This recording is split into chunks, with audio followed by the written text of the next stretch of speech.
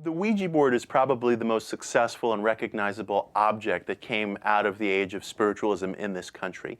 It's exactly the kind of object that American spiritualists were attracted to because it had this do-it-yourself quality. In the 1850s, 1860s, American spiritualists who believed ardently in what they were doing had an ideal that eventually talking to the dead would be as effortless and as ordinary as dinner time conversation.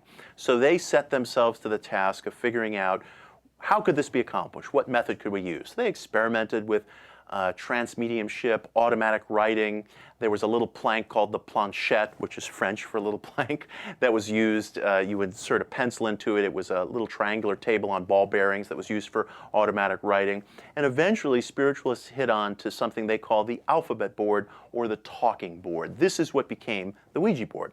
The earliest image of the Ouija board appeared in the New York Herald Tribune in the year 1886. There was an article about spiritualists in northern Ohio who were just entranced with this thing that they called the talking board that was supposed to be the easiest method yet for speaking to the other side.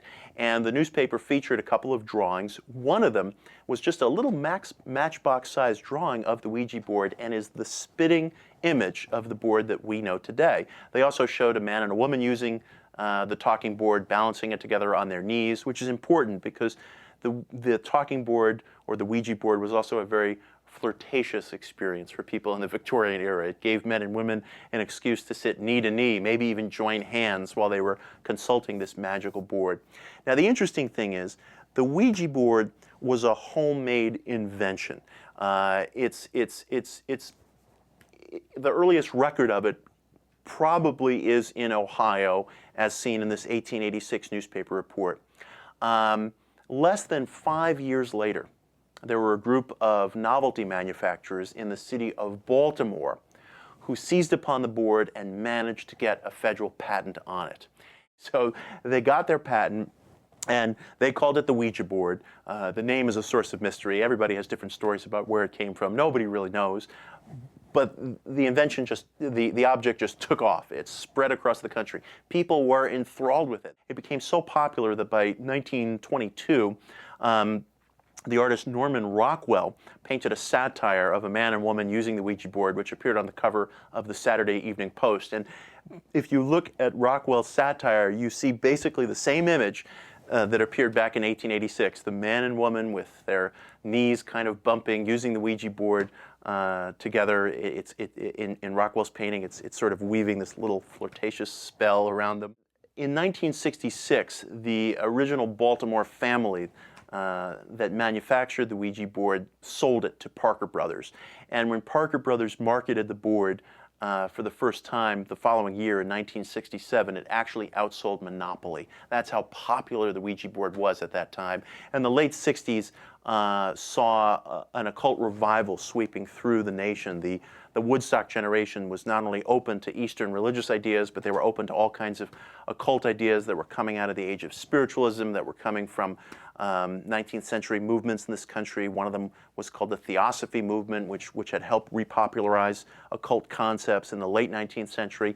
So the late 60s saw an occult revival. The Ouija board was at the ready, and young people embraced it. Ouija circles sprang up in dormitories. And interestingly enough, very often it was women who were conducting the nightly Ouija sessions, which, unbeknownst to them, was a reenactment of spiritualism from the mid-19th century. Company Hasbro, which owns Parker Brothers and manufactures it, does not seem terribly interested to talk about the board. They continue to manufacture it, but last time I went on their website, they didn't post a history of the Ouija board, even though they have histories for Twister and the Game of Life and other very storied products that they sell. People are scared of Ouija. They don't want to attract boycotts from the Christian right. They don't want to attract somebody who's going to commit some kind of a crime and claim, well, the Ouija board told me to do it. And that's part of its history. We never seem to have been able to digest the Ouija board because it is an object from the age of spiritualism that has made it into slumber parties and basements and toy rooms all across the country.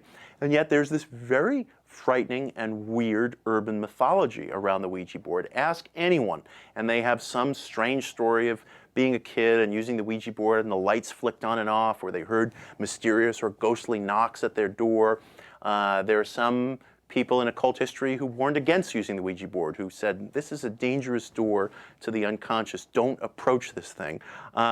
So we like to make fun of it. We're sort of frightened of it. There's nostalgia around it. But the fact is, in some ways, it reflects the success of spiritualism. Well, the most common explanation that you'll find is that it's just a tool of auto-suggestion. We are just using it to act out communications from our deepest unconscious. There are serious psychical researchers who looked at the Ouija board in the 1960s, and that was the conclusion they came up with. It's as reasonable a conclusion as any, except when you talk to people who use it and you hear about the events they described, they'll have none of it. So it seems to be an object that's just going to withhold its mysteries from us.